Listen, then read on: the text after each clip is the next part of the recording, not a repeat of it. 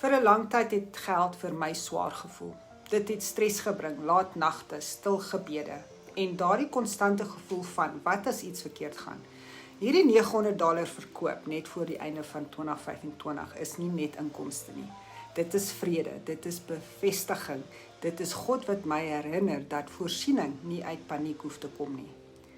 Ek het nie kort paaie gejaag nie. Ek het 'n beproefde blueprint gevolg, een stap op 'n slag, met geloof wat die pad wys.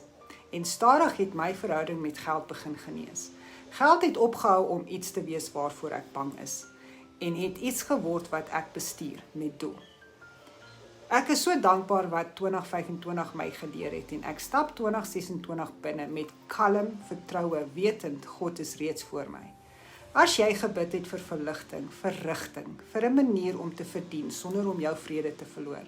Hierdie blueprint het nie net my inkomste verander nie, dit het my hart rondom geld verander.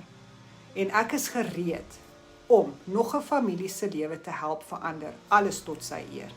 As jy gereed is vir 'n sagter, geloofgeleide manier om inkomste te bou, kommentaar gereed en ek sal dieselfde beproefde blueprint met jou deel.